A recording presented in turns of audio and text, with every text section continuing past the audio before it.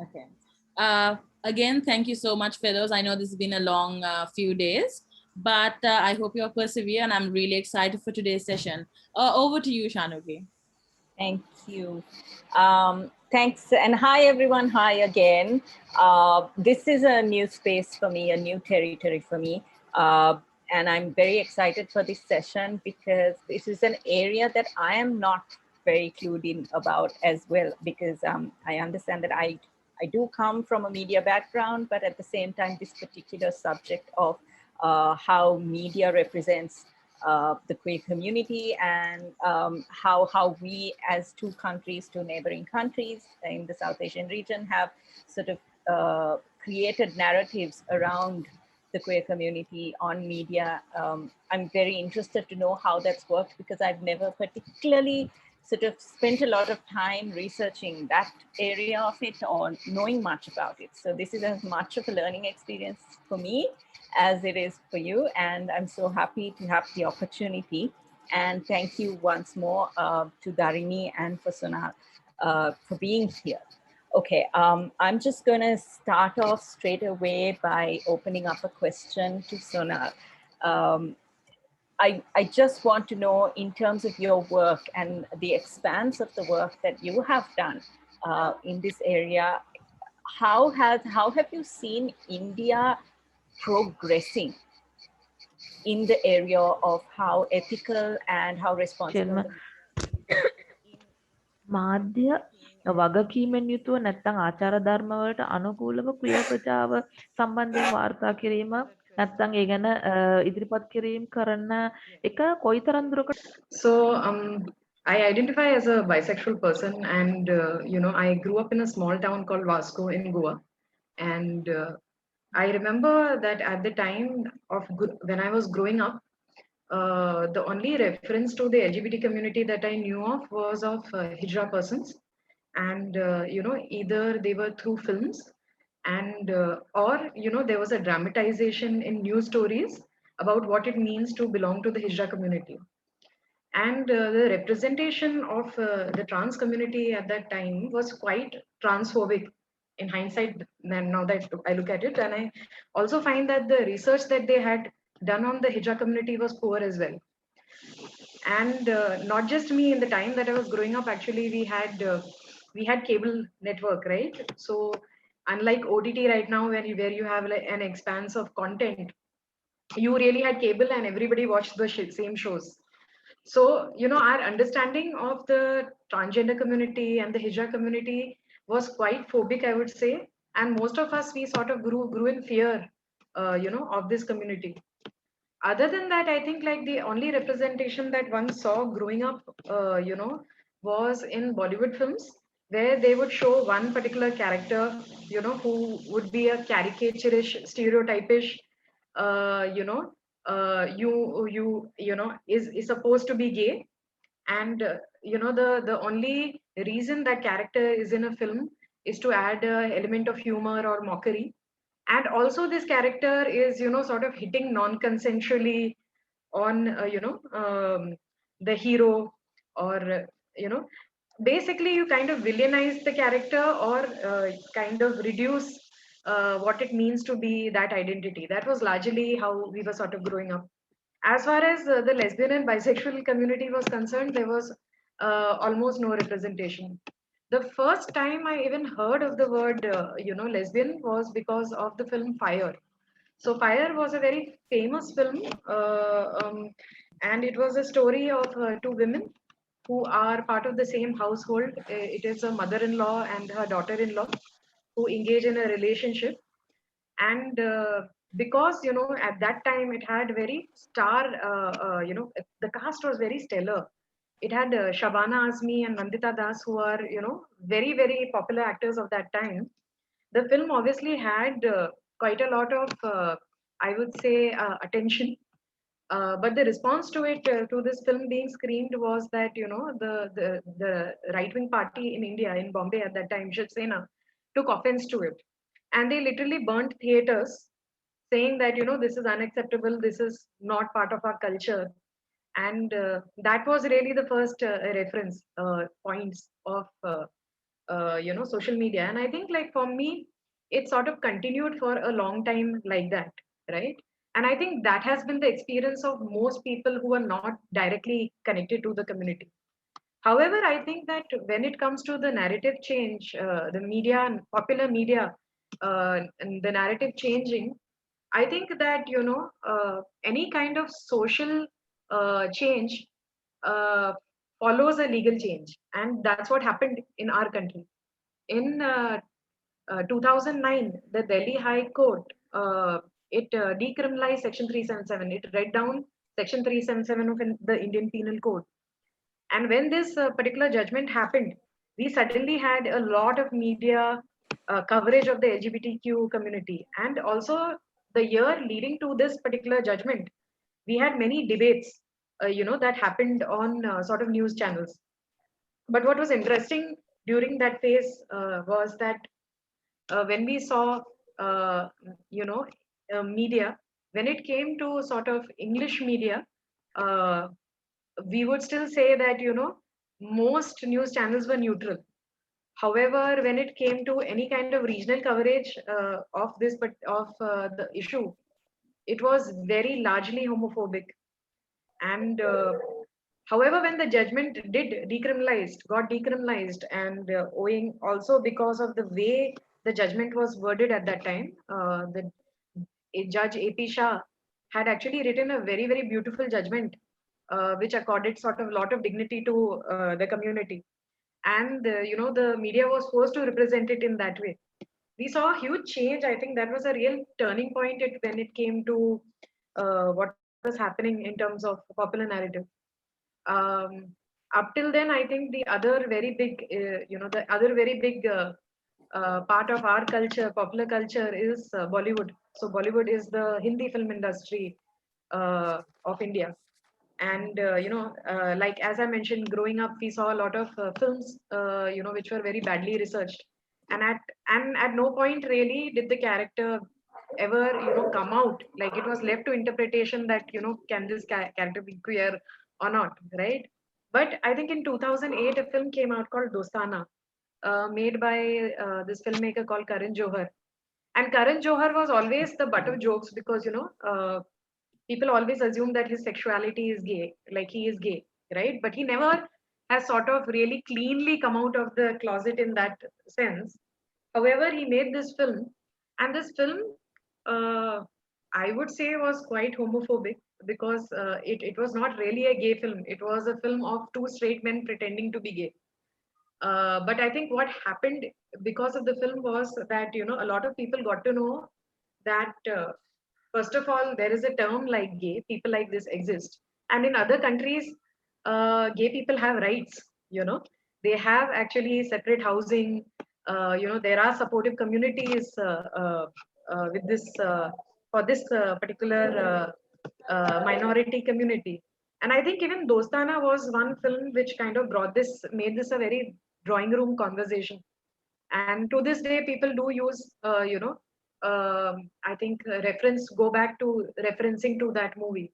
However, I think as a community, we did not feel that this film was very sensitively made.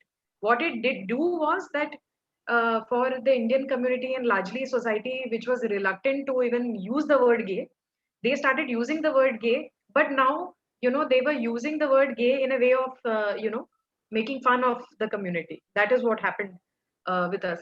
However, I think this film came out in 2008. When the judgment came out in 2009, a lot of people were sort of, forced to change.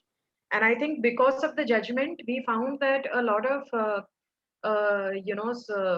social initiatives or even media initiatives, corporate initiatives, they were, on board to do more sensitizations when it came to the LGBTQ community, right? There was அனுபவங்களை கொண்டு வந்தன. பல நிதியிட்டங்கள் அரசாங்கத்திடமிருந்தோ අරමුදල් තිබුණා. රජයෙන් මේ වගේ දේවල් grounded in, our rights.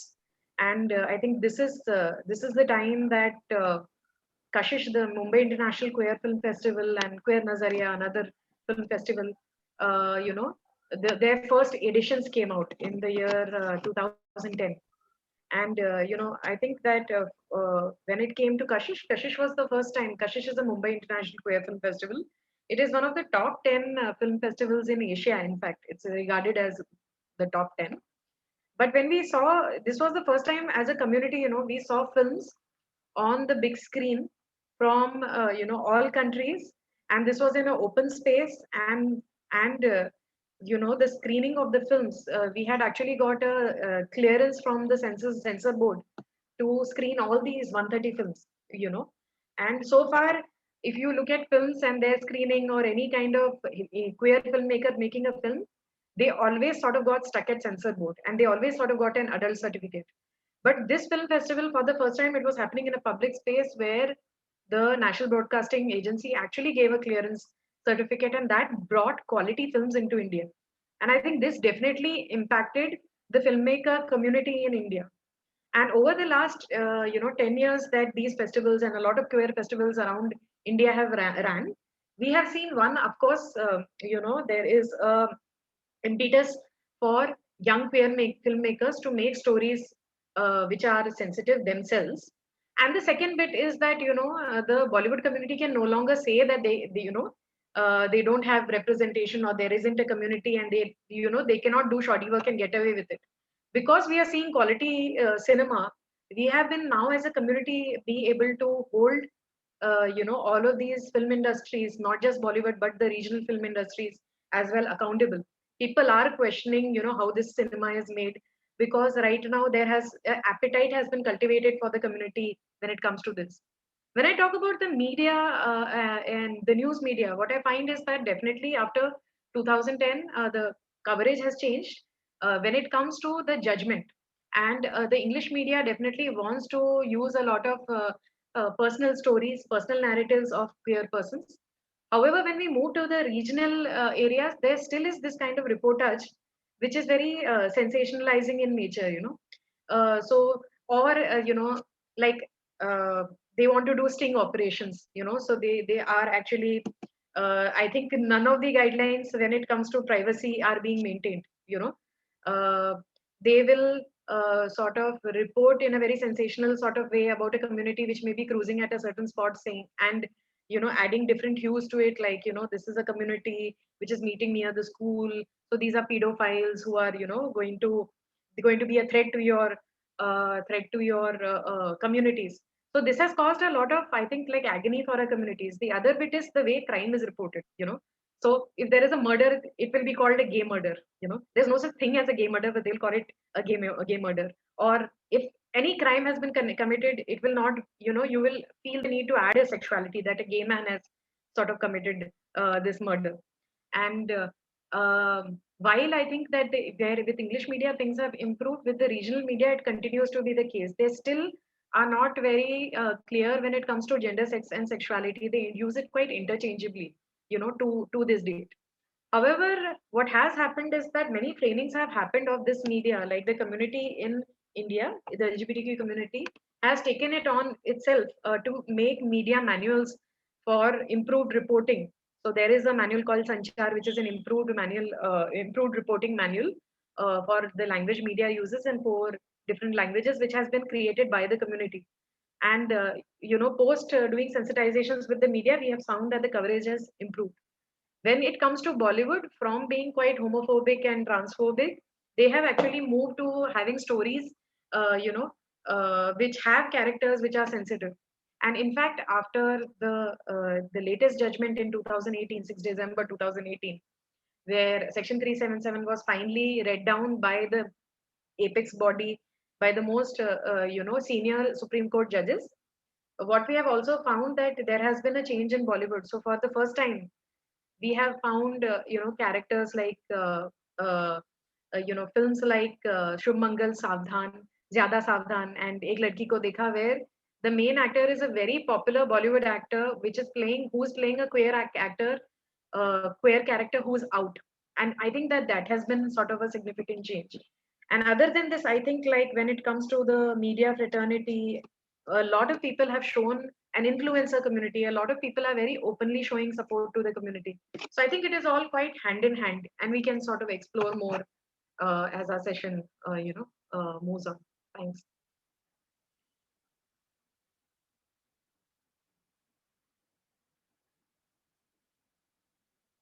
Hey, Shanuki, you're on mute, I think. You're muted out. Gosh, that's like the mantra of 2021.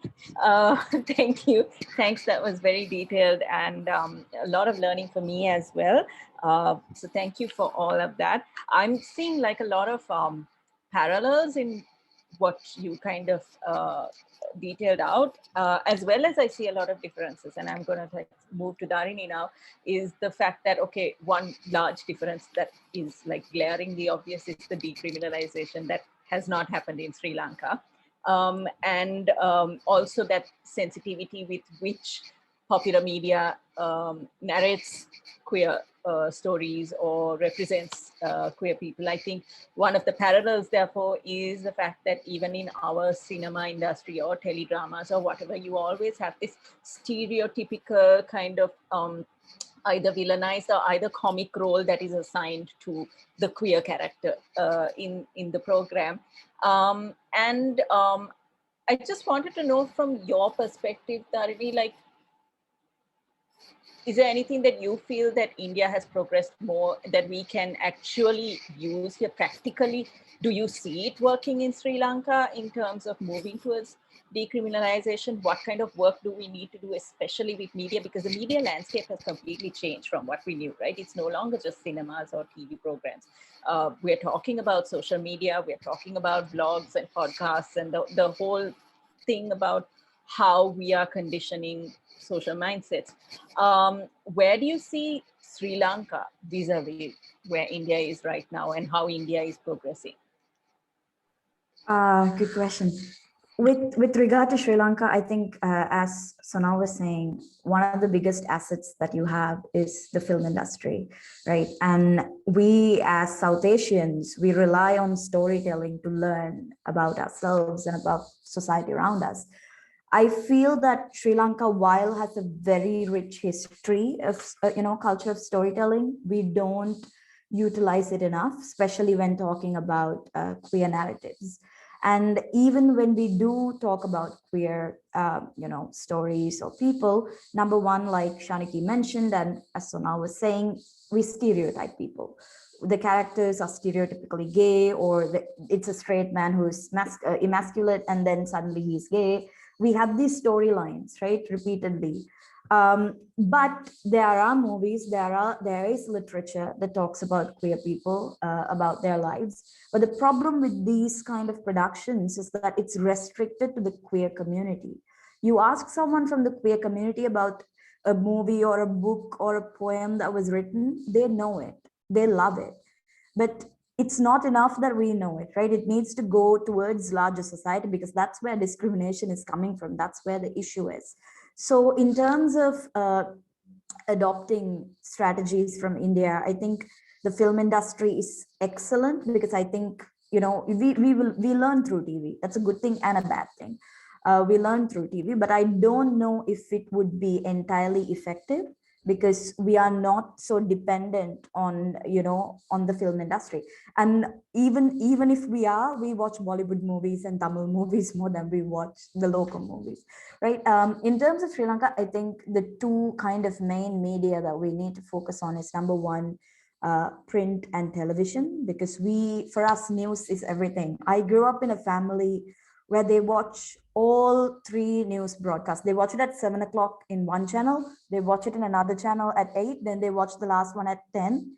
And I'm like, it's the same thing. It's even the same channel. And they watch it in different languages. I never understood it, right? They still do that. And with COVID, it has increased. You're always in front of the TV. So I think news in terms of television is very important. And of course, newspapers, print media, we all have that stereotypical father who sits outside the house and reads the newspaper in the morning. So these are media forms that they consume more than, movies. And of course, that's a different, thing for the younger generation, where we are not so into news or newspapers, we are more into social media.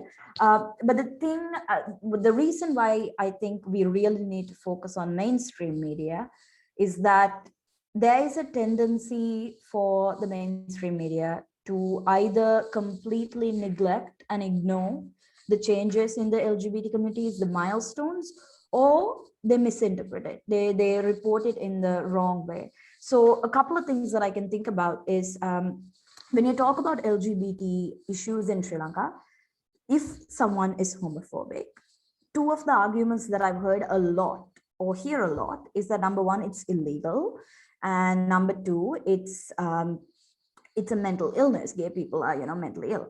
And also they talk about how it's a Western thing. It's a Western concept. It's, what Americans do, what Westerners do. And these are misconceptions that have been there forever, right? It has been there for a long time. And when the LGBT community makes a milestone to kind of, diminish these stereotypes, these misconceptions, they should be reported in mainstream media. So for example, this whole thing about LGBT being a foreign thing, a Western thing, it would have really helped if any of our mainstream media has reported about 377 being repealed in India. I don't think a lot of people still know that, India decriminalized homosexuality in Sri Lanka, right? To show that, hey, we relate to India a lot, right? We have a lot of similar things. So seeing that on the news channel just for a minute, right? Just like a international news, blah, blah, blah, blah. If you see that, that would have made a difference. It would have started a conversation. It would have raised questions. So it wasn't, I don't remember seeing anything on mainstream media where they reported such a monumental change, reform in law, especially from a country that we talk about a lot. And the second thing was about, how homosexuality being a mental illness. Now, homosexuality is not a mental illness. That was, clarified a long time ago. But in Sri Lanka, only in 2018, did the Sri Lankan College of Psychiatrists released an official press release saying you can no longer categorize homosexuality as a mental illness. Now, again, that's an official press release from an accredited organization that works on mental health. Why didn't anyone report it? It wasn't reported on news. It wasn't reported on papers. It wasn't, the only people who were talking about it were activists and people from the queer community. So whatever the kind of exposure these huge milestones reforms get, they are restricted once again to the LGBT community. They are not out there for the mainstream media. So I think we definitely need to work on mainstream media. And something I've noticed, a good thing is that at least for the last few years, a lot of media organizations, a lot of organizations that work on gender and sexuality have particularly focused on media professionals. They've been working with journalists, with filmmakers, especially with students from journalism schools, media schools, on something called gender sensitivity. Now, I also work as a consultant on projects that focus on gender sensitivity among media personals. But I've noticed that while this is a fantastic thing, it's very important, that conversation is also limited to a very heteronormative discussion. It's gender sensitive, okay, man, woman, man, woman, man, woman, be nice to women, men and women are equal. But what about people who don't fit into that binary? It's not man, woman. We have moved past that, right? We have moved past that a long time ago. So I think that is something we should really incentivize in, because it's happening. People are funding these projects. People are doing it not just in Colombo. People are working on journalism schools around the country. So just to have a discussion with people who organize these kind of things, just to have a discussion with media schools, journalism schools, and just to look at their syllabus. Okay, what are you teaching these people? What is in there? Is there anything about sexuality? Is there anything about gender? And if there is, what does it say? Or is it restricted? Because even when there are attempts to, improve conversations on gender representation in media, it's censored. People choose what they want to say and what they don't want to say. And often what they don't want to say is LGBT stuff. I have been a part of workshops and discussions where people are particularly, so I have to send them a bio, right? They ask, oh, can you share a bio? And when I send it, I get a response back saying, can you not talk about LGBT stuff in this particular meeting, right? That's because my bio says I've worked on this and I work with these groups. And they say that. And it's interesting because that particular discussion is about gender equality. So when we talk about gender equality, we are doing a program on gender equality, we are talking about gender equality, but then we are saying, oh, but not for these people, not them, just this group, please.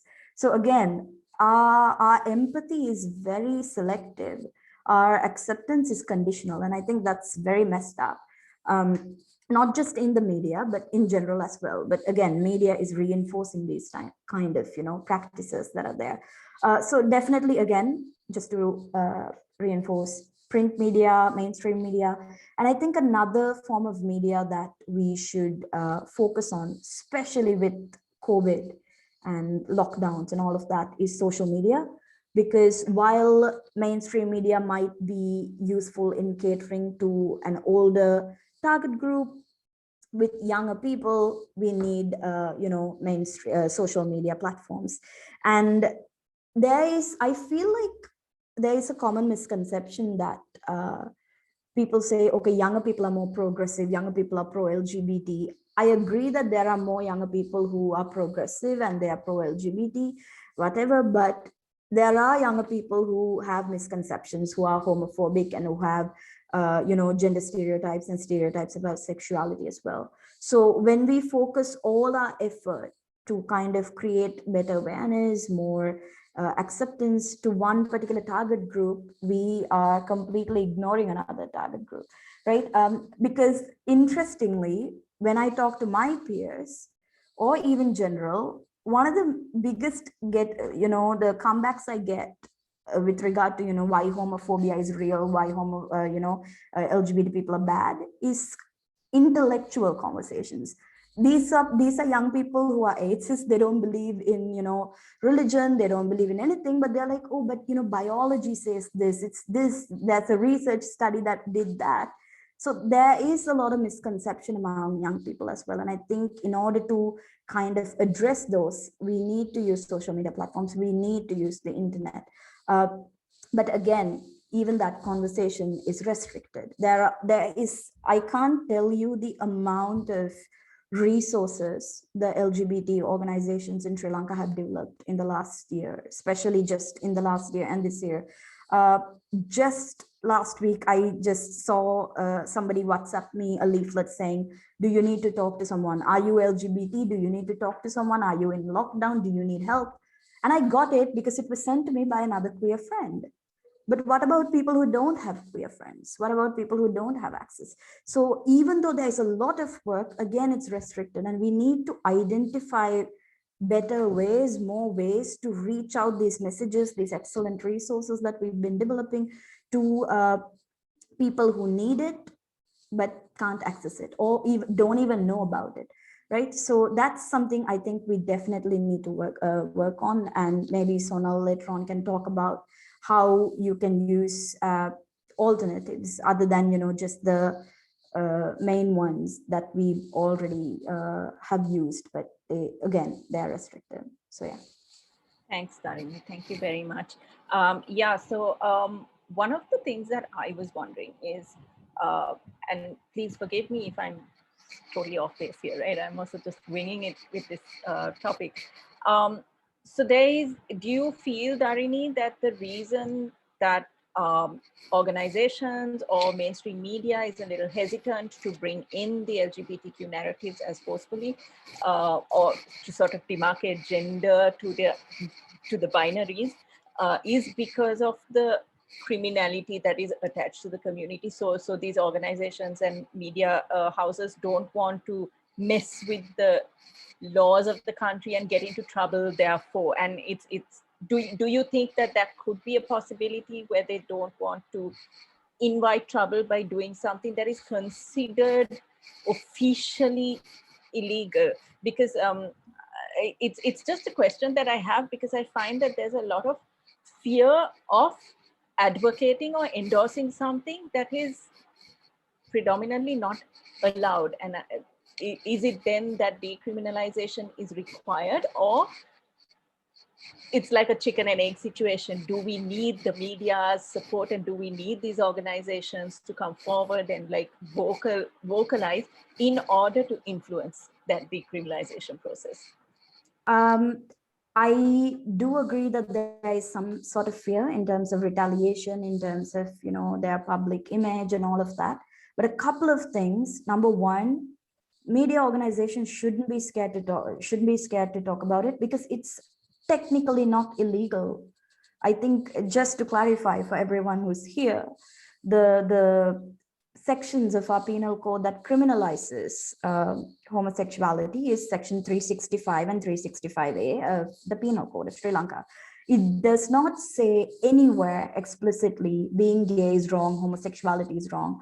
What it says is carnal intercourse against the order of nature is wrong. What they mean by carnal intercourse is any kind of sexual intercourse that is not traditional or biological or does not lead to a baby, right? So basically they're referring to penile vaginal intercourse. So what they're saying is, in a way, anal sex or oral sex or any of it is wrong. That's wrong and that's criminalized. But those kind of sexual activities are not restricted to the LGBT community. Technically, by definition, straight people who engage in oral sex are also illegal and criminals, right? So I think if the media professionals read our own law, the law of the country that we live in, I think that would give them some sort of clarification.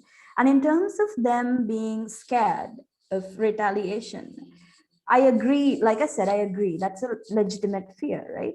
But Shanuki, you know, we watch the news. It's not like they're scared. They talk about all sorts of other nonsense. So why is it that you're scared about this? They talk about all sorts of criminal activities, all sorts of gossip networks. For me, it's rooted more in homophobia and ignorance than it is in fear, right? They're not scared. They're just ashamed or disgusted, or they don't want to. It's so if people say we can't, it's usually we don't want to, because you can always find a loophole, but they just don't, unfortunately. Thanks. I just wanted to know what you had to say about that. Thank you for that. Sonal, just to go to what sort of the question that Dharini also raised, when you look at other means of non-traditional media, is there any learnings that we can have from India where it's not just the mainstream that has been used? Like now, similarly to India, we also have this issue in Sri Lanka where I think a lot of the English media is slowly more progressive in their narratives. But again, when you look at the mainstream languages and the main medias that are available to the masses, it's not the case. So the English media is very niche in that sense. And you said something similar in terms of the regional languages not being sort of utilized. Are there any other means of reaching out in terms of either education or in terms of information material that is out there that is also working towards this cause? So, Shanuki, thank you, Dharini. That was very, very insightful. And I had many thoughts when you were speaking, and yeah, I could really relate to the situation.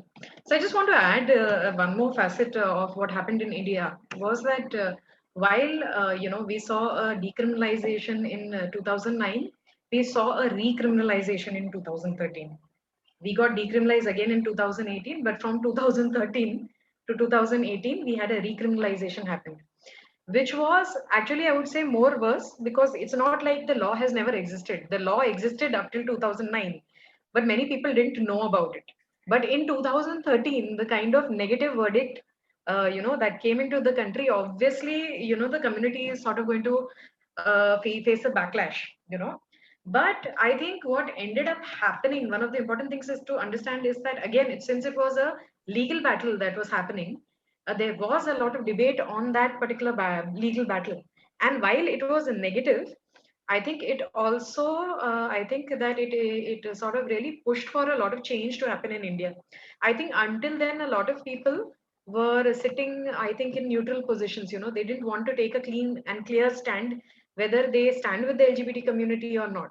But I think that post that verdict coming out, a lot of people took clear stands, when this happened. And I think that for us, while I think one, of course, we have Bollywood, which sort of changed, and the English media, which sort of became supportive. But other than that, I think that the social media platforms really helped us, change the situation.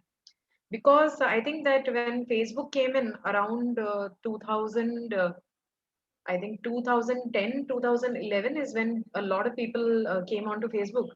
So Facebook allowed allowed us to make secret groups. And I think that really changed the landscape of the country. Up till that point, what was happening is that we were all in silos. We had, community-based organizations, but we were not really connected in that sort of way. But the minute, I think the social media came into play, it allowed for us to make secret groups. Other thing that it allowed was for a lot of closeted people to have profiles and network, you know. And because of this kind of networking that could happen, we suddenly had I think like a burst in people sort of coming out, at least in community spaces, you know. So, like personally, in my case, we have started a group called Yaria, which was a youth LGBTQ group, and it began as an initiative where we felt that I was part of the Humsafar Trust, which is an organization which works on HIV/AIDS. And what we found that predominantly the people who were coming into the drop-in centers were people who were from the Hijra community or sex work or have become HIV positive. But we were not finding young people coming into the center, you know. And this is why the CEO had called a meeting of 10 people who were young. And when we are saying young, between 18 to 28, because there was still a criminalization at that time. And what ended happening was this group then became a cohort, which then made a support group. That is what Yaria was. And one was, of course, we used to meet offline, and the other was that we created an online group. And what had started with a meeting of like 10 people. In the first few events, we had like sometimes even 2-3 people sort of showing up, right?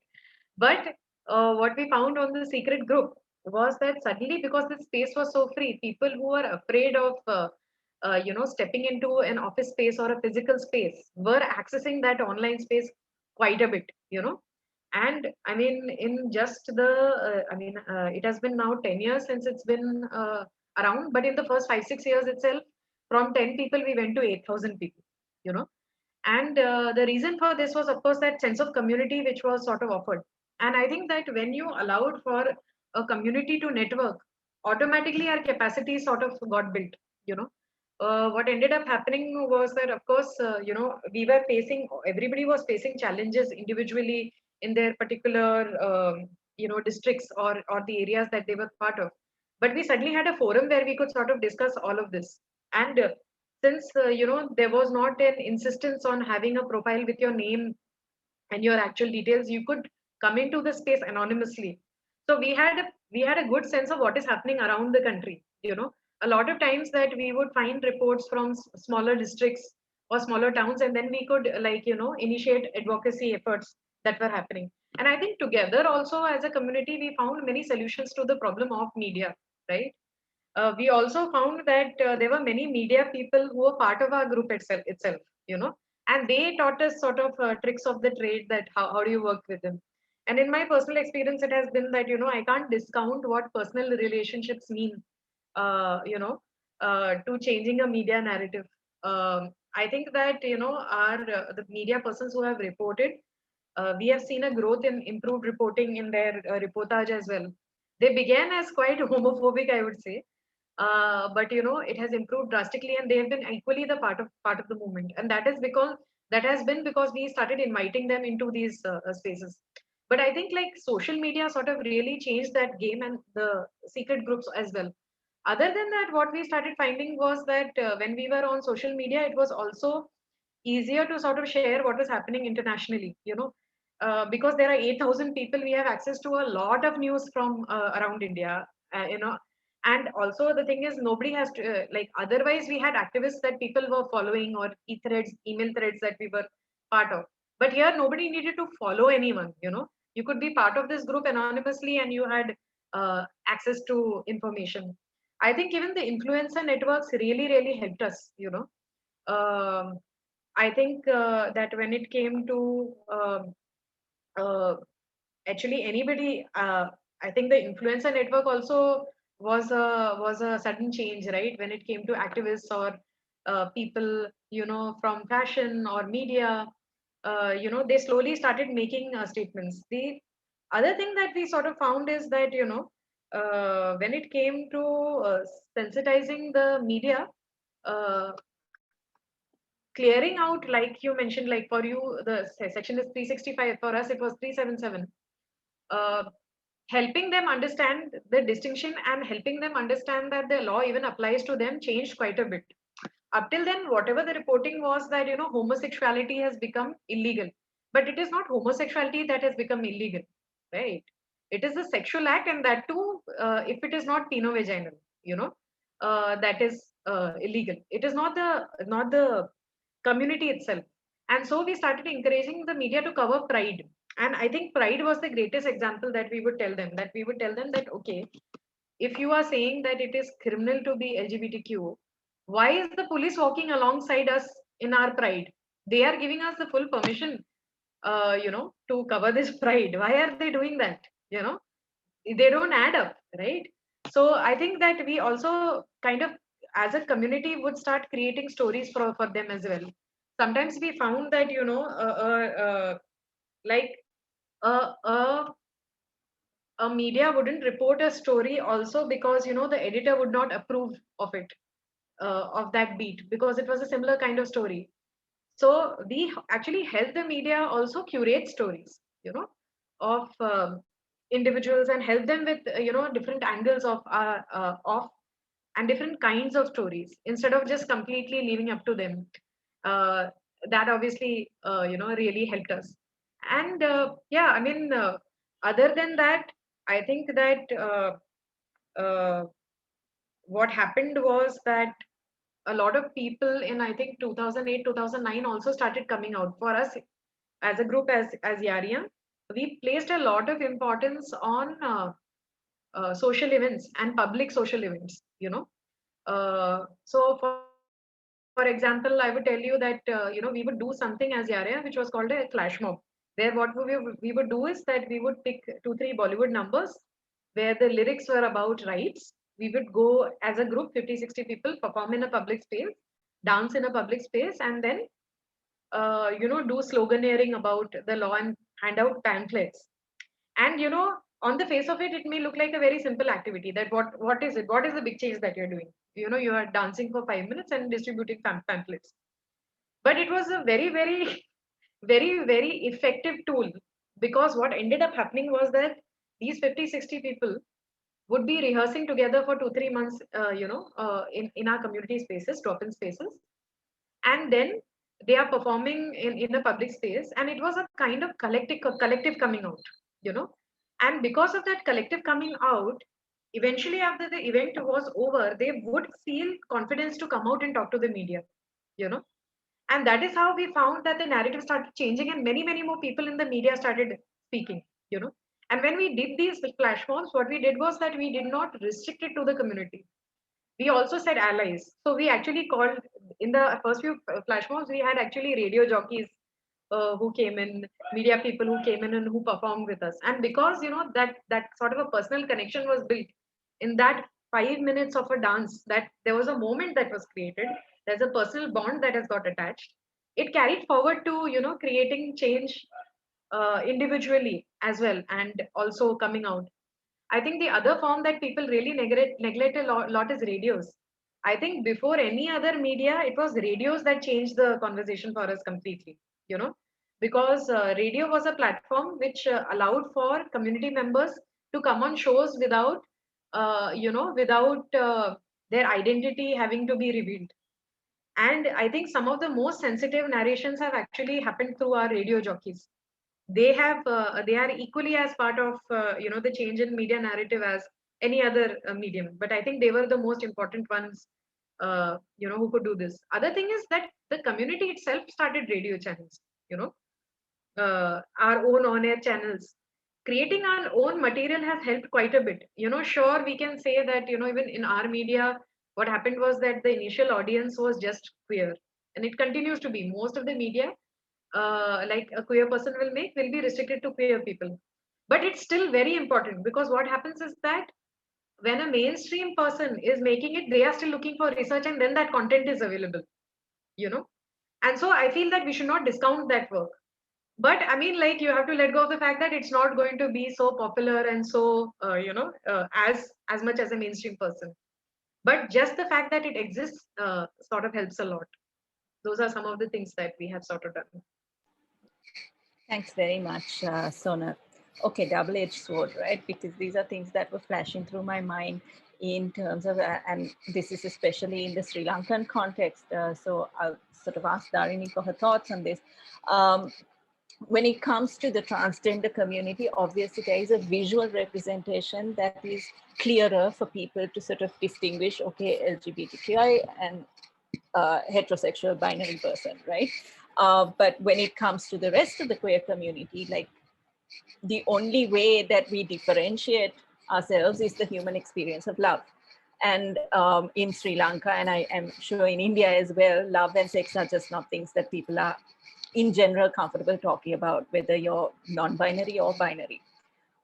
So when it comes to queer representation on media, whether it's on mainstream or whether in whatever form, apart from the influencers, we have like the Danus and the Aritas and Rosanna who are kind of out there, but they also sort of represent a more privileged segment of society that people feel like they're not relatable. Therefore, they belong to safer Colombo society who are not going to get in trouble and all that. Apart from the influencer thing, how would you think we can represent the queer community or queer narratives if we don't bring in the sexuality aspect of it, which again is kind of like this, you're just like asking for trouble kind of in a community that is so close-minded about talking about love at all.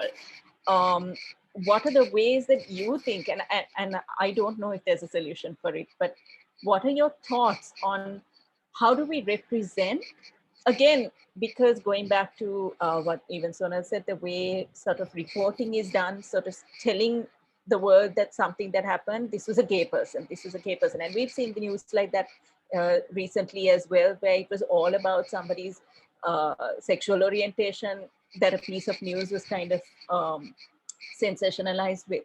But if you don't, not that I don't mean like identify queer people only when you're reporting something negative, but if you don't identify the queer aspect of the person in media, and then how would you normalize the fact that there are queer people all over and the queer people's experiences are the same as yours and mine?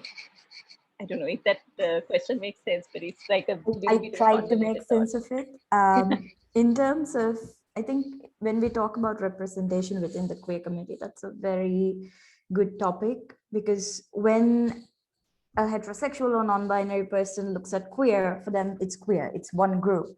But God, it's not. There are so many little groups within. And I'm not just talking about LGBT, I'm talking about different ethnicities, people with different religious belief, different geographical locations, disabilities. The intersectionality here is just ignored when it comes to representation. And for me, something I've always kind of had a problem with is the lack of representation of queer women in media. Not just like in terms of,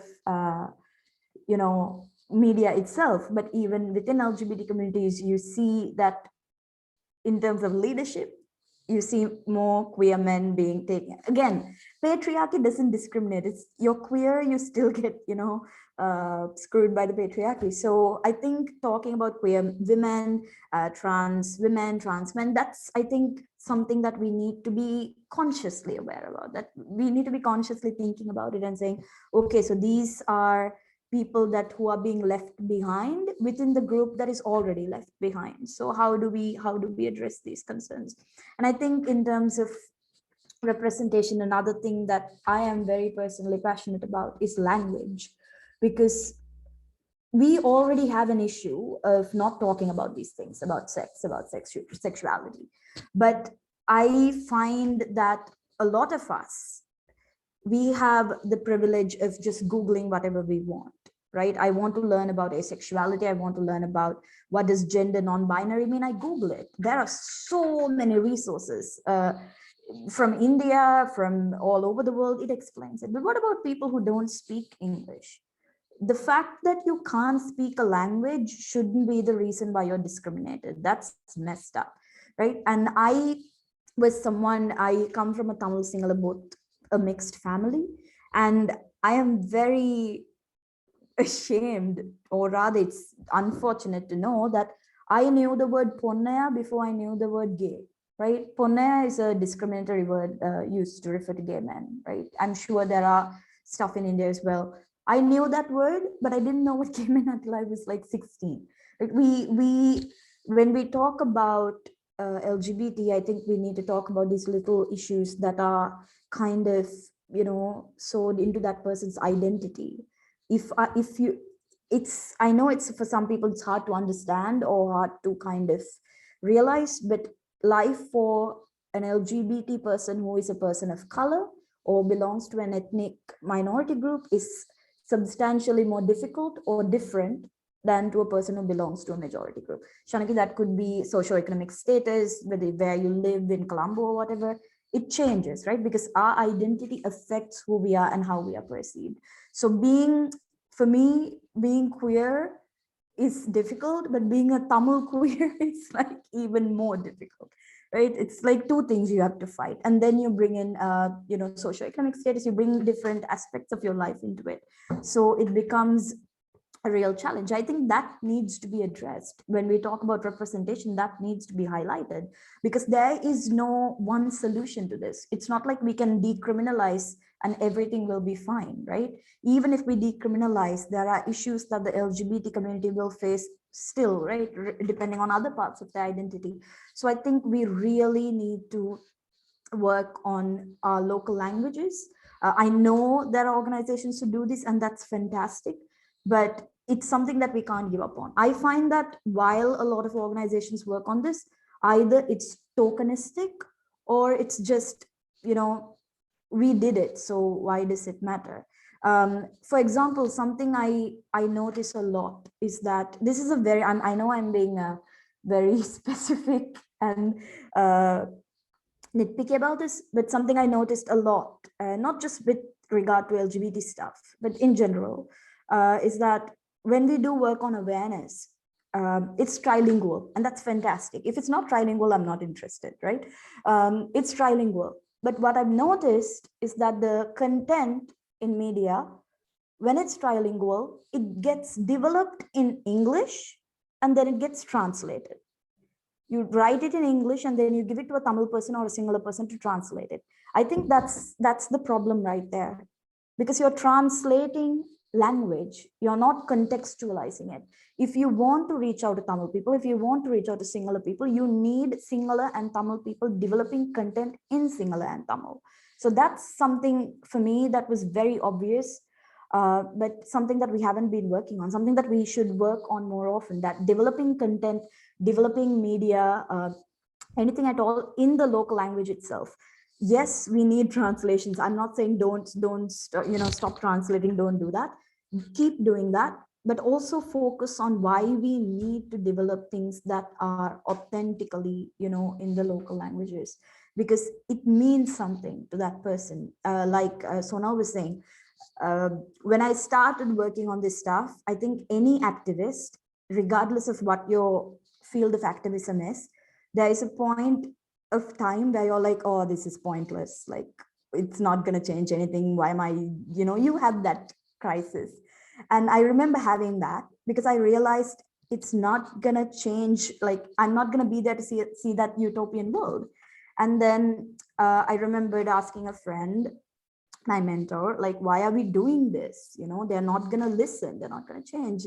And I still remember what he said to me. He said, we're not doing it for them. We're doing it for us. Right? So if they don't listen, that's fine. We still get something out of this, whether it's a sense of community, whether it's some sort of passion, friends, whatever. I think that's important. We have to remember that when we work on anything related to LGBT community, right? It's not something that we do for other people in terms of activism. Yes, it is to create better awareness. It is for better rights, but it's also something that is very personal. And speaking of representation, one positive thing that I've noticed, I'm not sure if everyone would agree with this.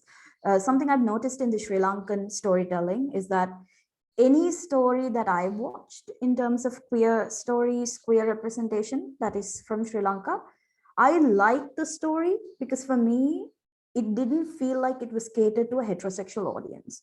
I find that a big flaw in any Western production or most of the Western productions, because if you look at LGBT romantic comedies, stories, it is always about coming out. It's about a person coming out and their family accepting them, their family not accepting them.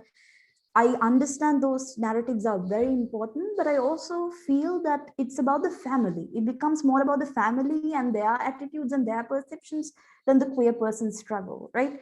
Coming out is a huge thing for a person who identifies as an LGBT, but that's not the only thing that they struggle with.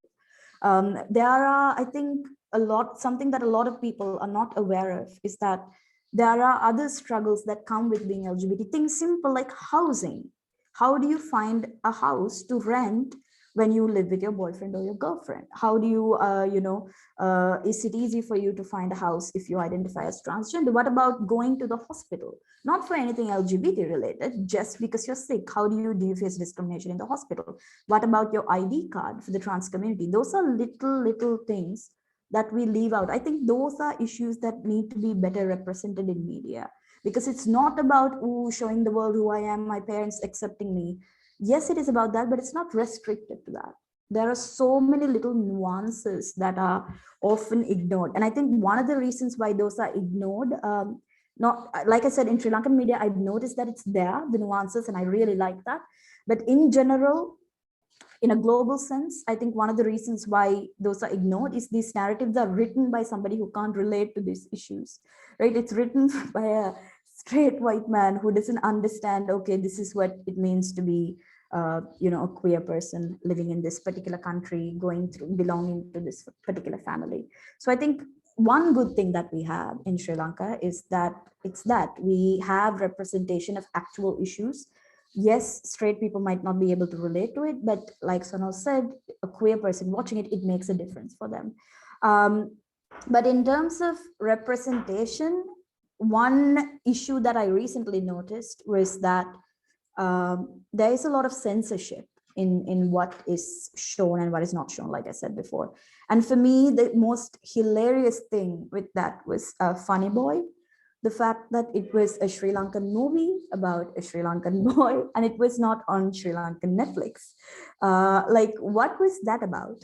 But that's a whole other discussion. But my point is, I was watching Netflix, and I remember I was in India, and when I logged into Netflix, it had a new category called LGBTQ+. And I was like, this is not, I've never seen this category before. And I was like, yeah, this is amazing. And I watched all the stuff and I put it in my list and all of that. And then I went back home and I was in Colombo. That category had disappeared. I didn't even know there's a whole ass category on Netflix that we are, not allowed to access. So little things like that, right? In terms of censoring content. We get censored in terms of country, we get censored in terms within, Sri Lanka, Colombo, Jaffna, Kandy, wherever. I think those are things we need to actively talk about. And something I learned from what Sonal was saying is, you were talking about alliances, having people from there into your group.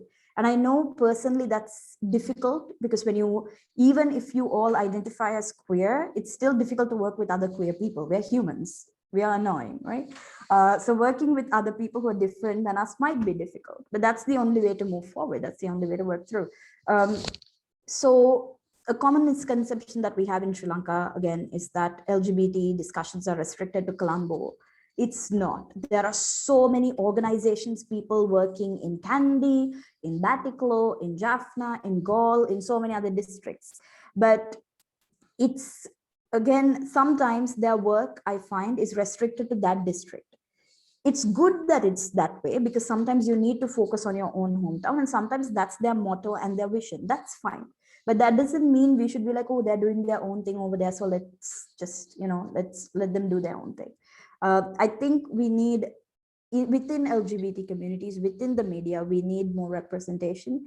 And remember that representation is not one dimensional. You can't just have a gay person or one person who identifies as queer and be like, oh, we have the queer narrative now. Now we are going to represent LGBT stuff. No, it's still restricted to that person and their experience and whatever, identities that they conform to. So yeah, that's something for us to think about. Thanks, Dharini. Sonal, over to you. What are your thoughts on this? Now, you sort of mentioned at the beginning that after the decriminalization happened, after sort of there was reform in the cinema industry, when it came to scripts, when it came to how the representation happened, there's a lot more sort of control and monitoring of that representation. But even when sort of we have more sensitive narratives, and again, this is only from what I've been exposed to. So like Dharini, I haven't watched a lot of LGBTQ focused material, but from what I have been exposed to, whatever material that I have seen out there in the entertainment or media industry where an LGBTQI person isn't villainized or turned into a comic, it's usually victimized, like a victimized representation to sensitize society to the struggles. I'm asking you this question because I did work with a UN agency on developing a free and equal campaign a couple of years ago, where it was like, is that the right thing to do? If the media or if the advertising industry or if brands, organizations want to talk about the queer narrative and want to sort of create social movement and attitudinal shifts, is victimizing the community the right way to go about it? Should you be sort of asking for people's sympathy?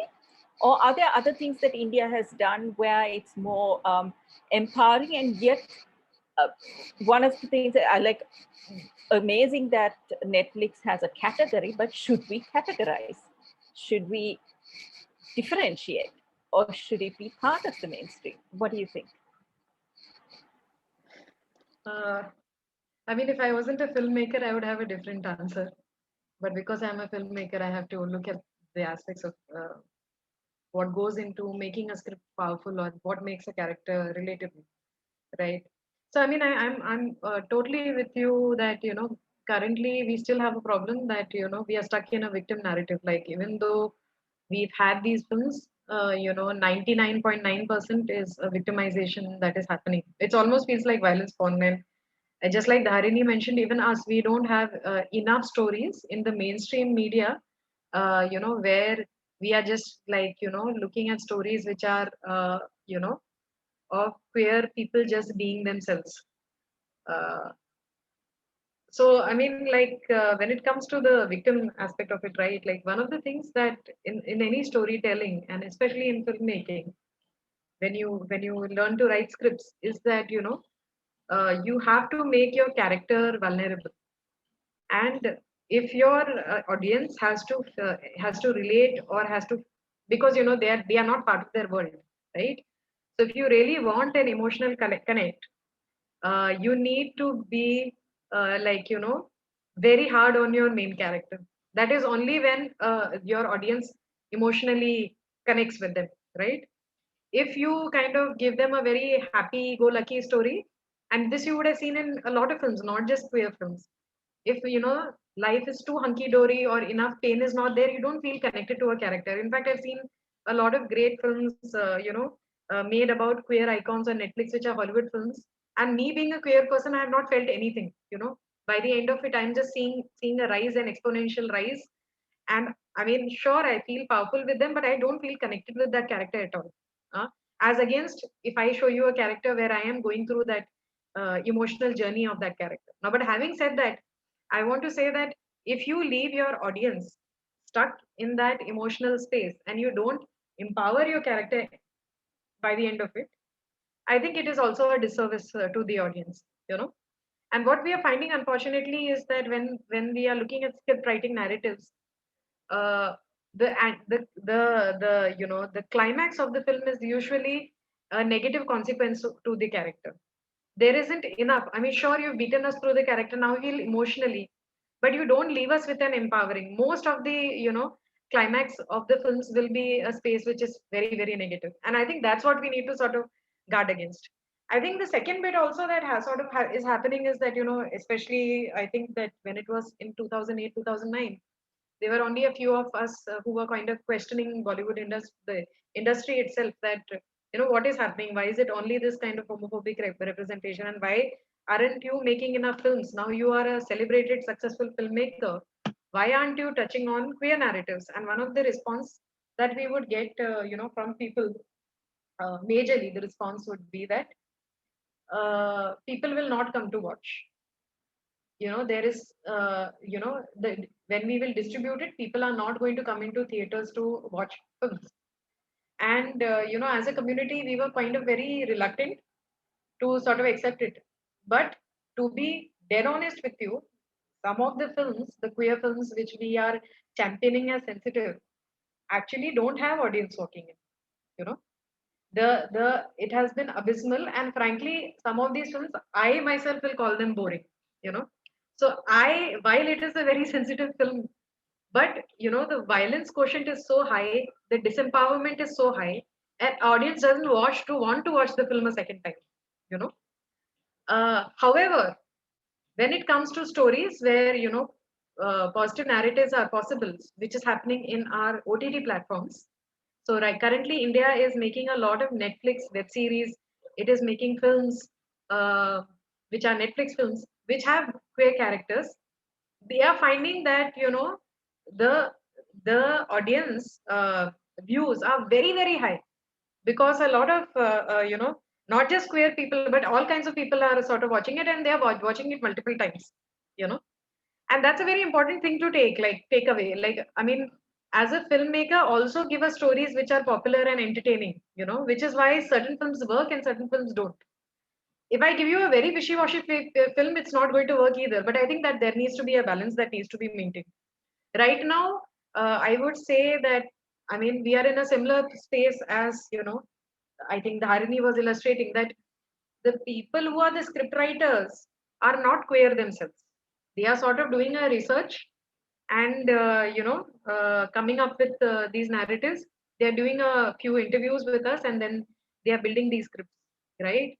So they are not really taking us through the nuances and the positive, effects of our life. I would say that, so the other problem that I also face, as an activist and somebody who's a very out person, every Pride Month especially, there will be people who sort of want to do coming out stories or who want to interview you, right?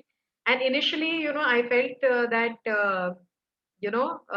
it's important that more people should speak. So if I am in a space of privilege, if I am being asked to be interviewed and I can afford to be interviewed, I should share my story. Because in India, not many bisexual women are out, very, very few LGBT people are out.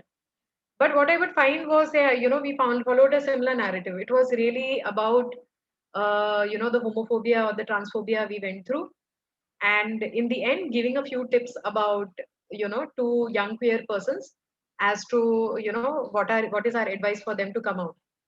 And you know for me personally, there are many interviews of mine on YouTube, but when I used to see them later, I used to feel disempowered. I didn't want to see it a second time.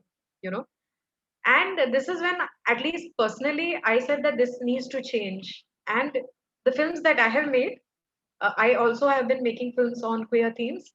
I make it a point to also, include the empowering narratives and talk about things other than just our coming out story, or only to sort of talk about what our family response has been, but to talk about what life is outside of it.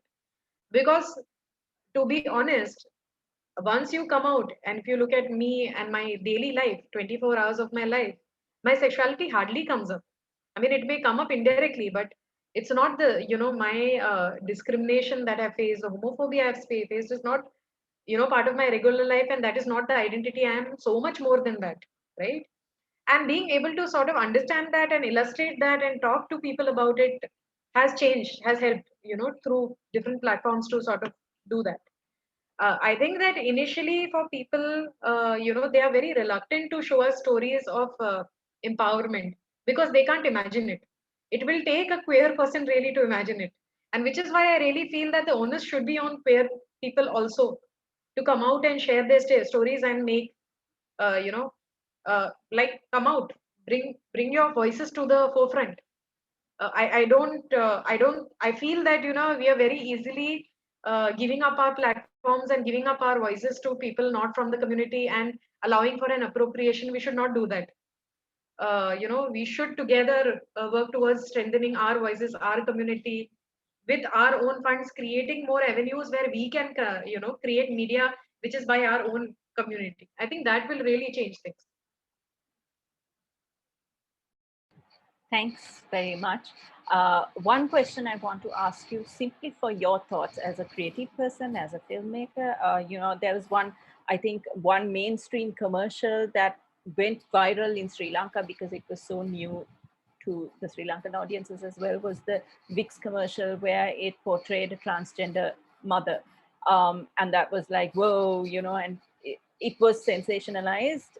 But and then you have things like you have had a transgender beauty contest in India, where, you know, the winners have sort of attained to celebrity status almost because of the fact that they have been, like in, I believe in 2017 or whatever, that you had India's first transgender beauty pageant winner. What are your thoughts on this kind of work in terms of having the masses see this kind of thing? Do you think it's the right way forward? I just want to know your thoughts. I think that it's so when it comes to the Vicks commercial, I think that it is a very effective story because they have touched upon a universal language, which is motherhood. And I think those are some tools that we should sort of also watch out for and look at to, you know, make our stories more relatable. Whether it is motherhood, whether it is friendship, it is camaraderie. I mean, these are the things that, you know, people will relate to because everybody has universally had that experience. For us personally, also, like for my personal work, the first project which I found was really successful in terms of sensitizing all kinds of stakeholders, especially the most homophobic ones, the police and you know, politicians, was actually through that project was a sensitization through a play, and this play was called Ek Mother Bag, and it's about a mother who gets to know that her son is gay, and you hear the entire play and it is only the voice of the mother, and it changed the dynamic in the room completely. I know if it was a queer person speaking their story, people would get disconnected, but because it was a mother, people sort of really connected, and you know, they were on board, which was quite interesting to see. Like, this has been the most effective play for masses and the kind of questioning and for the most homophobic audiences. So I think that's something to learn from the community. However, when it comes to, I think, pageants, I'm not very sort of comfortable with pageants because, you know, what is, I feel like we are kind of pandering to the binary again, right? As queer people, you want to be challenging these binaries, no?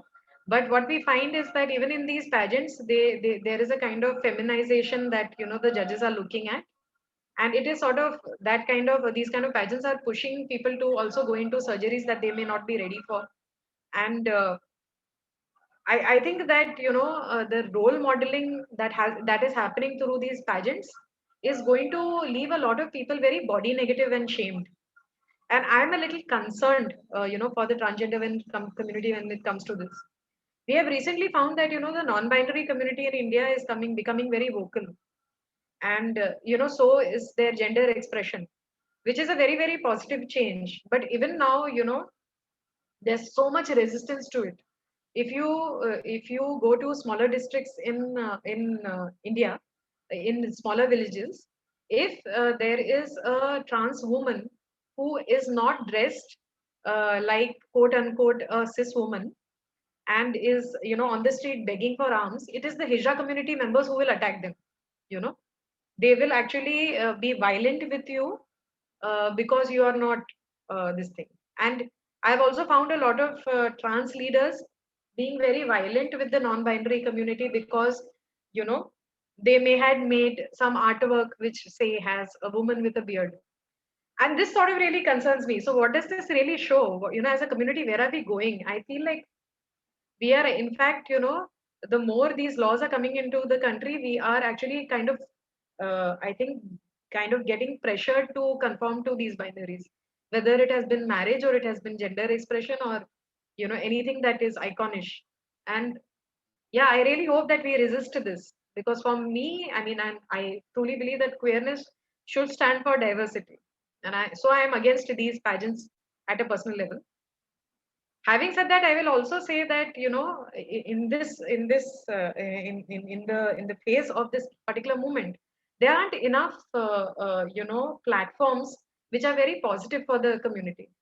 I know that, I mean, our organization used to run a pageant, and when our group started, Umang started, it had a couple of trans-masculine people who asked us that they would want to walk in that pageant, and when they did, right, walk on the pageant, they changed as people, because that was the first time an audience of 1,000 was celebrating their masculinity on stage. And whether they, I mean, and not all the trans men had gone through any kind of through a medical masculinization process. There were some who hadn't, but their body was celebrated, their confidence was celebrated, and that changed them as people. I saw them, their body language change completely. you know so I can't discount that what happens when you give people platforms which are personally satisfying to them. So I would say to each its own, but as a community, we need to celebrate all kinds of diversity. So that's where I'm at. Thank you. And then my final question would be to Dharini. Similarly, in Sri Lanka, I think something that we are exposed to a lot more is pride, and how we depict pride in mainstream media and on stage, where we have had shows and stuff like that. I just want to know, honestly, Dharini, what are your thoughts on how we approach the Pride Festival? Because that is what the rest of the country sees in terms of queer representation when we celebrate queer. What are your thoughts on how the Pride Festival is approached in Sri Lanka and how it is depicted in mainstream media? And then to close off, if you can just tell me, what do you see, what is your ideal view of how queer representation should be done in Sri Lanka in media? Okay. Pride, God, it's something that's like so cool, but also like such a enough already. Not because of queer people, but because of everything. Everybody wants it to become their thing, like corporates want it, TV channels want it. It suddenly becomes a thing. It's, for me, it's always like Mother's Day or Valentine's Day. In a different way, we get 30 days, but that's cool. Thank you for the extension. But it's something that happens. It's beautiful when it happens, and then it's gone, and then it comes back. And about what you said, I don't know if it's for the whole country. Is it for the whole country? Who is watching? Who's looking? Who's learning, right? And for me, this is very controversial. And again, when it comes to LGBT stuff, you're allowed to have your opinions and you're allowed to interpret in according to your experience. And for me, Pride has always been about the community. It's about you having pride, about you celebrating. It's a celebration. It's not a month where you have to fix shit. You can't fix LGBT issues in June. Like, that's not gonna work, right? So if all queer people want to do is just throw parties and watch movies and just have fun, I think that's fine, right? And if they want to do things focused on awareness, focused on law reform, that's also fine. But what is not okay is for people who don't identify as queer to expect us to have pride to be some sort of changing force that where we can fix everything. I had friends who come and ask me, what are you doing for Pride? What are you doing for Pride? What are your plans? I'm like, I don't have plans. We're in a pandemic, right? So it's about realizing what works and what doesn't work, what is feasible and what's not. And last year, particularly, it was really interesting to see how people came up with excellent ways of celebrating Pride during the pandemic with the lockdowns, right? India was in lockdown as well. We were in lockdown. And I remember there were screenings, queer movie screenings from home where you could watch stuff. I particularly found this one workshop that was being done in the North, where they were teaching queer communities how to do gardening, how to kind of plant your own food, because that's more sustainable. It's helpful when you're at home and when you have to make do with limited resources. So people came up with excellent ways of celebrating Pride and working on Pride, even with the pandemic going on. So I think we should allow people to do that instead of forcing our expectations on them. That's something I think the larger audience needs to understand. And in terms of kind of fixing this, I don't know how to fix it either. I'm looking at everyone else as well. But I think one of the issues in terms of media is that, for me, it's not just, the struggle is not just in content production. Content production is always going to be tacky, right? Depending on who's writing it, who's acting it, who's producing it, and all of that. For me, the biggest struggle with LGBT media is the dissemination. It's not about making that queer product, it's about putting it out there. Like one of you were talking about, you have an excellent piece, written piece on, let's say the struggles of, I had a writer who wrote for Bakamono, and they wrote this beautiful piece about online harassment faced by Tamil Muslim queer women. And I was like, wow, okay, that's amazing. And they came to me and they were like, can you publish it? And I was like, yes, of course. And they said, please publish it. And I was like, calm down, it's fine, we're going to publish it. But the reason why they were so scared is because they had taken it to their editor, and the editor had said, no, we can't publish this because it fits all the wrong boxes. But as you can see, that those are the boxes that we need to hit, right? Those are the voices that we need to hear. So for me, the biggest issue is in dissemination, in putting it out there. It's not just about creating the content, talking about it, but also focusing on who is listening, and are they listening, and are we saying it in a way that they understand? Or are we just creating a general product and putting it out there and saying, here you go, queer representation, right? Or are we actually, paying attention to the people out there?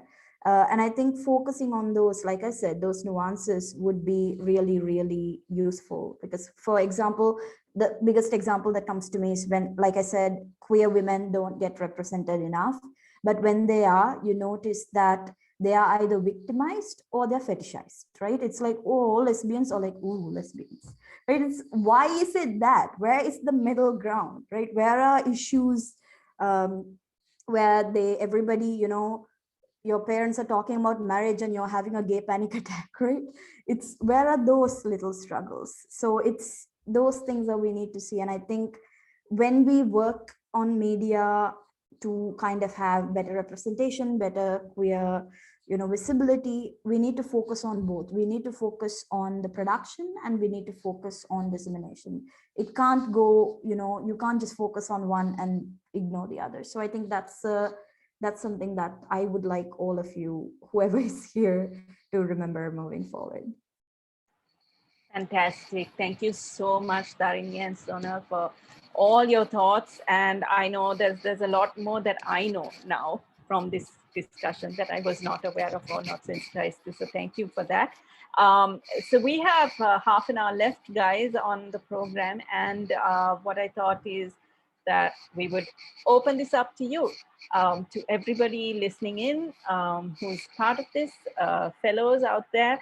If you have any questions for either Dharini or Sonal, any thoughts, any concerns, any perspectives that you might maybe agree to disagree on, can we open up this conversation? Because we have a little time to do it. You're most welcome to put up your hand and then unmute yourself, and please feel free to ask. Or is everybody too sleepy and hungry?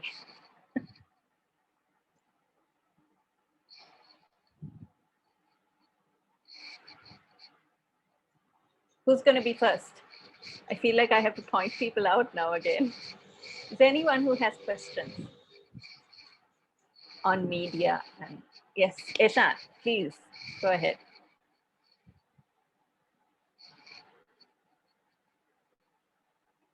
Hello, Eshan? Eshan, you're muted. You're muted. Okay, hi. Hello. Hi. Hi. Now, okay, this is sort of an open question. This is what now, yesterday, during the discussion, what I learned was like, now as a queer content, let's say like the videos I do is sort of, as we learned yesterday, it's what we say people can relate to it, because I do about the mothers and fathers and sisters and a video content like that. Now if I start to do a video, or let's say a YouTube video or a short film regarding a queer character, and then what I learned from yesterday was you should make it like quite relatable to the audience, like to everybody. And at the same time, you have to keep it like sort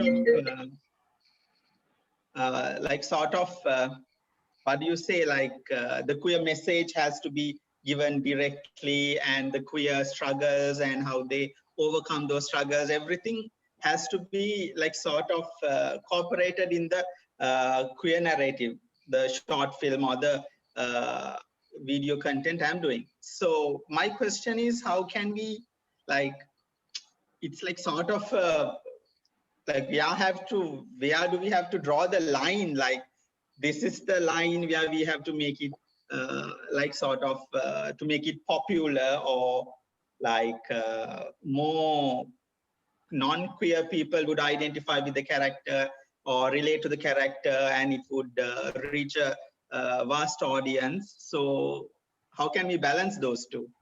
How queer is too queer? Yeah, that. Yeah.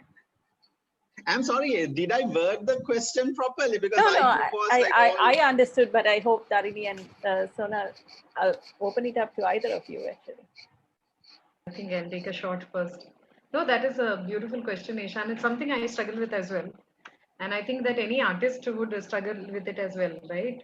But I think like the answers that I have found to creating sort of content is that it's important more than the message and the form and all of that, that it has to be a reflection of your own voice. You know, that is when the content is the best. And if it is rooted in your own culture and in your experience, right? If you kind of look inside, you are I think a treasure house of resources. And frankly, I think like, with any art form, we can't actually limit it into kind of boxes. But yeah, I think that what does happen with storytelling is that if you can make your audience experience the four primary emotions, right? Of anger, joy, fear, love, right? So with those four, you can explain a lot. The other thing that I have experienced in my work sensitizing different communities is that humor works far better than anything else. You know, if you can use humor very cleverly, I think it really invites people in, especially the ones who are very homophobic. If you had the first laugh, right, it kind of changes the room quite dramatically. And I mean, I've watched many queer films who are trying to explain sexuality and discrimination and all of this, but uh, from so many films that I've watched, I actually remember one particular film which was this person who didn't even mention the word sexuality, but you got it completely. Because what she did was that she made a film on how left-handed people are discriminated, you know, and everything that was happening. And this film was screened at a queer film festival. It had no mention of gender or sexuality. It is just a left-handed person, and it was really funny and really, to the point. So, I mean, I think like I would encourage you to look in, and figure it out. Audience obviously also matters. Your at the end of the day, I mean, I'm kind of skeptical of artists who say that, oh, I'm making a, something in a medium of art for myself and my self-expression. But at least when it comes to films and content, you are making it for an audience.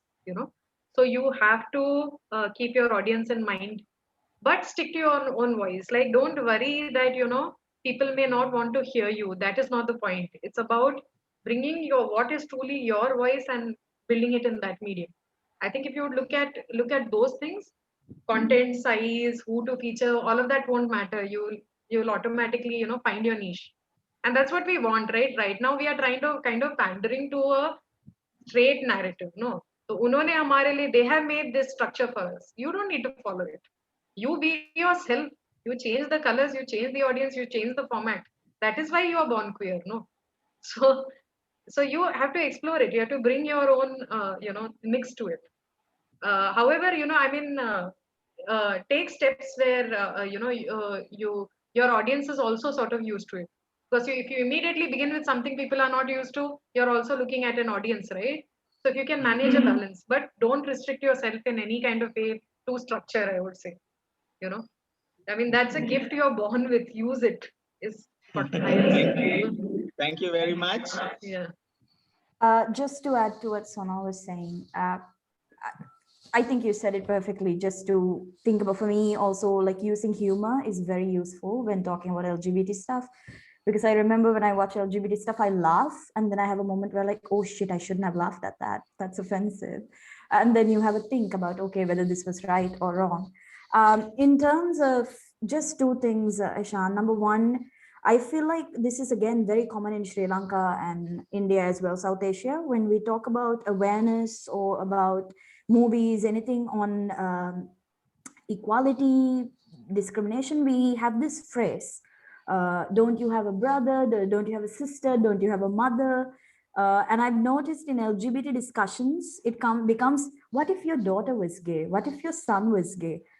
You don't need to have a LGBT child to be a nice person, right? So we have to, I know that when you write a story, I do that too. Oh, let's bring the mother into this. She's supportive.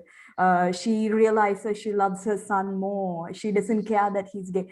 Yes, that's important, but then we would only be catering to the mothers. What about people who don't want to have kids? So remember that what we should be focusing on is emotions, right? And empathy. And if a person can only empathize and relate to you if they are very similar to you, then we are doing it wrong, right? Anybody should be able to relate to. That's why we focus on emotions like anger, like joy, like fear, shame, whatever, right?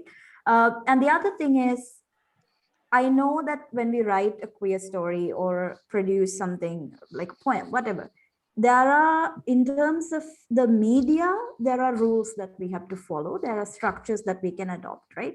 If it's, let's say it's a short film, we have things like characterization, we have things like beginning, middle, end, whatever. Those are things that you can learn. Those are advice that you can use. But don't ever let someone else tell you how you should write a queer story. They can tell you how to write a story, but they shouldn't tell you how to write a queer story, right? That's up to you. Nobody gets to decide how you should do it, right? One of the best kind of advice that I've gotten as a writer is that tell a story that only you can tell. So while you can use existing structures, while you can draw inspiration from them, you have no obligation to use it. You don't have to use it in order to be successful. It might not be what everyone else is doing, but it's what you're doing. And remember that only you're the person who can do that. And I think that's excellent. And as queer people, we are born to stand out. So we shouldn't try to fit in with everyone else. So yeah, good luck with your movies. Thank you. Thank you very much. Thank you very much. It was so helpful. Thanks for the question, Ishan. Can we have Henry Mitchell? Henry put his hand up. Yes, thank you very much, Shanuki, and thank you very much for your great inputs, both Sonal and Priscilla. So my question is like, as this act, this ancient section 377 was struck down by the Supreme Court in India, I think around 2018. So like India is in the new beginning actually, right? So, but we can see there are movies before like section 377 get decriminalized, like Margarita with Straw, and then I think Fire, and then also like My Brother Nikhil. So like as Sonal, as you think, so what are the impacts of movies then and now portraying LGBT community or queer community on the audience? And then my second question is, it's for both actually.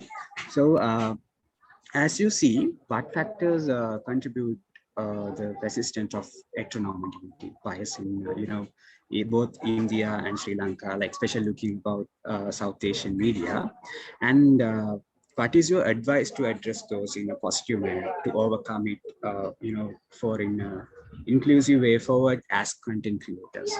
So what do you think about it? Thank you. I think that when it comes to the media and the films that were made during the decriminalization, I think definitely the Indian queer community influenced those films, because the scriptwriters and the filmmakers who were behind this were either queer or they were participating in queer spaces. And our film festivals that happened, which we organized, we went out of the way to invite filmmakers or media fraternity or people from Bollywood to come and attend the film festival. So I do think that 10 years of that festival has affected the city, and also them being exposed to a cinema like us has, I think, made a game changer. And obviously, I think that films have been the most effective way of bringing change in India, because it's really after you have a change of heart that you're going to have a change of mind. It doesn't work the other way. And I think that films, even as an advocacy tool, I found that the films have been most effective, and for shorter periods of time, short films have been the most useful. Other is, of course, personal stories if somebody comes and speaks to you, but I think films allow for so much more to be told than just the narration from the person. So I think that those are the most effective, and we must as a community use it. And even if we are not going to get a mainstream distribution of it, at least at our community level, we need to be creating more content. That is what is going to change the game at the end of the day. We have to be creating multimedia for our communities. That is one. When it comes to the second bit of it, the bias towards heterosexuality, hmm, uh, I mean, so the thing is that I think it is slowly changing when queer voices are sort of coming out, and this is all hand in hand, right? Like, it's not singular. I think that social, political, and legal change, when they walk hand in hand, that is when things sort of change. And I think, which is why it's important that we celebrate diverse voices. Like, sometimes we find that our communities are very polarized, right? Within communities, there is a lot of polarization when it comes to our views or our uh, I would say our thought processes, our views, our values. There's a like, there are fundamental differences so much that there's a huge polarization which that happens to communities. But I think when you encourage holding polar views, and you encourage diverse kind of work, it really helps. Because I found that when it comes to media in India, I would say the reason the Hindi media and the English media is so supportive is also because of the different kinds of people who are engaging with them. I find that unlike most countries in India, and especially in Bombay city, even right wing parties have become supportive of the LGBTQ community. Although historically you will not see it in other places, but in India that is happening because of the way the community has been engaging, and we have been holding opposing views with views and tension together somehow. And I think it's got to do also with the secularism, but to continue doing that and finding different ways. And one of those ways is actually also to make space for heterosexual and homosexual voices to coexist. Uh, and yeah, so I mean, that's my thing. Sometimes we have to do a balancing game. Queer community may not be happy with it, but sometimes you have to do the balancing game where your stories are you are characters in the larger narrative, uh, or the stories are about allies. But eventually I think that the balance does shift when once you have your kind of foot inside the space, then you can start sort of changing. But without even having the foot in the room, I think like it becomes a little difficult if you want for effective change, systemic change. uh, I think like activism can contribute to a certain extent, but it also has to be, you have to work with government stakeholders. if you are looking for complete anarchy, that also doesn't really work. So it has to be a balance of both of them. Even if they are opposing, we have to be learning to be comfortable together. That is really how change is going to happen, and you should be able to respect it. That's what it is. Thank you. A couple of other things that I think we can focus on is something we talked about before, to have more inclusivity within our storytelling. I think we need more queer storytellers, giving them the space to tell their stories, listening to their stories. And even when we give space to queer storytellers, who do they represent? And is that representation, equal? And something I've been trying to do in terms of making sure that heterosexuality doesn't sneak its way into, heterosexual narratives don't, dominate the story, is to think about how we can say that in a different way. So for example, this is sad, but regardless of whether we like it or not, the content that we create is always going to have bias, right? It's going to have a personal bias. It's going to have some sort of hint of heterosexuality, gender heteronormativity, all of that. But I think, like Sonal was saying, it's not a narrative that we can completely exclude, because at the end of the day, we need to talk to, it's not enough that we preach to the LGBT community. They know. It's the people who are ignorant that we need to talk to. So something that I can share a project that I've been working on, something that I wanted to work on once our situation in here in Sri Lanka is better, is to focus on queer narratives in the North that were influenced by the patriarchy. So for example, I've been working with people who were affected by the war, and how things like war or the aftermath of the war, and also the patriarchal nature of the war, influenced their queer lives. And I think here we are talking about heterosexuality and heteronormativity, but in a way that is connected to the queerness. We're not looking at it as something different. I think the issue with, oh, this story has a heterosexual theme, the issue is that we're looking at it as something different. It's not different, it's connected to us, whether we like it or not. It's a part of us, right? So one of the stories that I gathered during my research was that I spoke with a lesbian, and she used to be a part of LTTE. She was an ex-combatant, and she identifies as a lesbian. And when we were talking about, oh, why did you join the LTTE? Her answer was so simple and so, to the matter of fact. She said, I wanted to wear pants, and my family didn't allow me to wear trousers. They said trousers are for men. And I found out that in the LTTE, girls were allowed to wear trousers, so I joined. And for me, until this day, that is one of the most interesting stories that I've heard, because it shows how things like the binary, your ethnicity, your family, it brings all of those things together. So here, even though you are talking about the patriarchy, even though you're talking about heterosexual narratives, it's relevant. So I think it's, like I said, it's not something we can entirely ignore. So if you're going to include it, you still can pick and choose about what you want to include and what you shouldn't include. And I think that drawing the line is up to the creator. That's something that you should be responsible for. And you can't look at another creator and say, oh, this is where they drew the line, and therefore this is where I should draw the line. It's not. It depends on your story. It depends on what you want to say and who you want to talk to. So yeah. Thank you both. Mohammed Shamlan, you've raised your hand, and do you have a question? Hi everyone. First of all, I would like to thank for today's session. It was really helpful.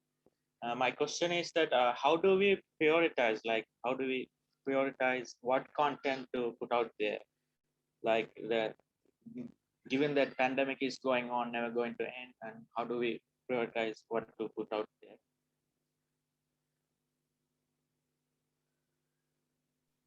Sonal, do you want to go first? It helps to really talk to the community and observe the community. Because yeah, I mean, sometimes that certain things are the need of the hour, and so that then we do need that content and that it is consumed in that sort of way. I think the priority should definitely be urgency, and I think one of the ways we figured out, at least for content, has been to have either focus group discussions or send out surveys to understand what is the need of the hour and what has to be.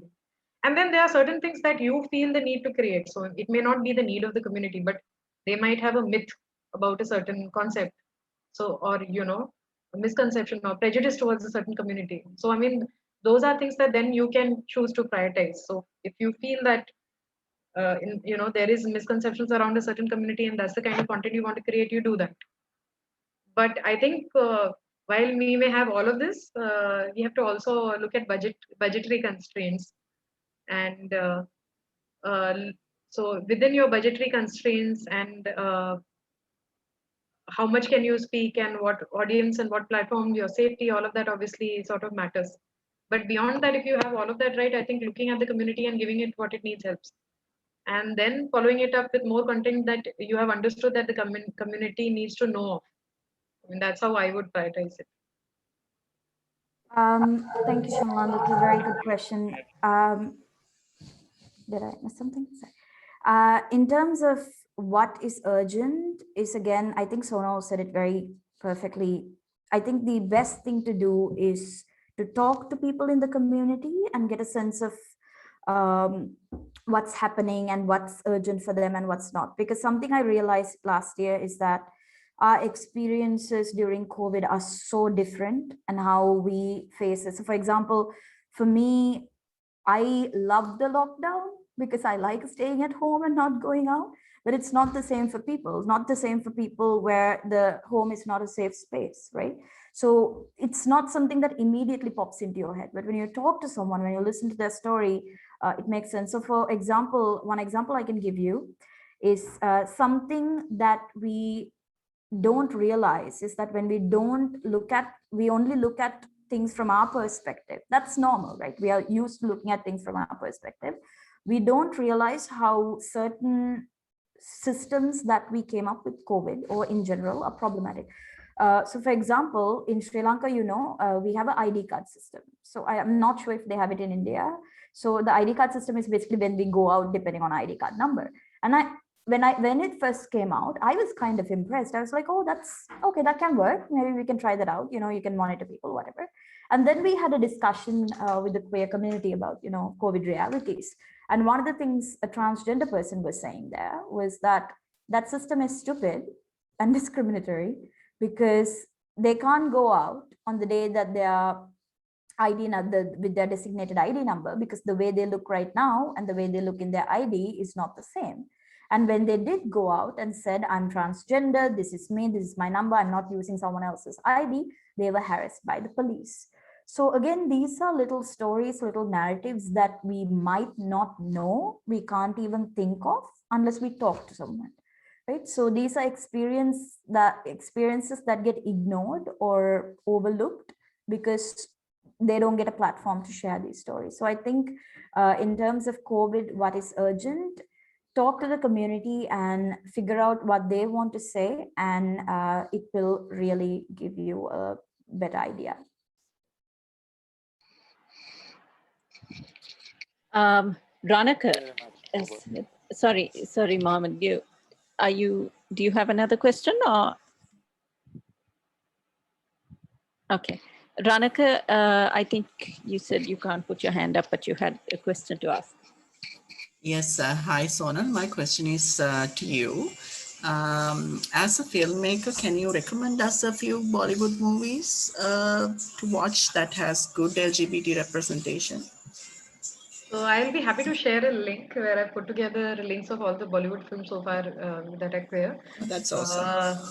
So I'm in fact in the process of building a resource website for the queer community where I was compiling this. But there are some very nice films, actually, Bollywood films that you can sort of watch. Margarita with the Straw is, of course, one of them. Other than that, I think, let me actually pull this out. Let me share the link with you. I can see my weekend plans happening right now. Yay.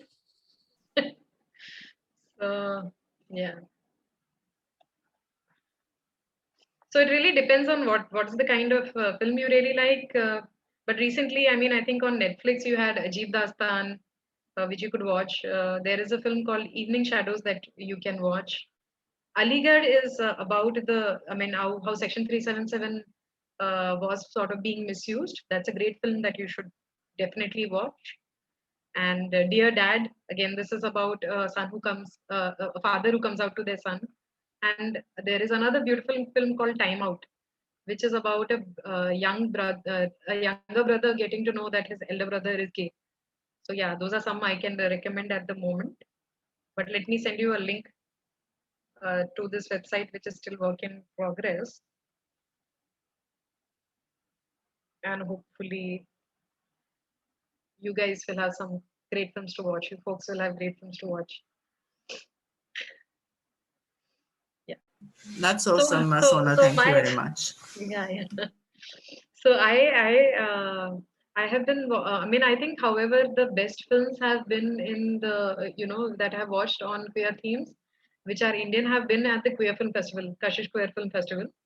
I think I have some really beautiful films that I've seen there. So if you ever have the opportunity as a community to collaborate with Kashish, it would be great. And it's online right now, so perhaps you can actually access the film.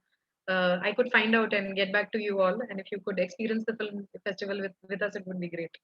So we are we are a community partner with the festival this year. I can figure that out and send you all a link, and you could watch those films as well. All right, I think we've come to the end of our time. And as always, Dharini, Sonal, it is amazing. And there was a lot that your experience and your expertise did for this forum.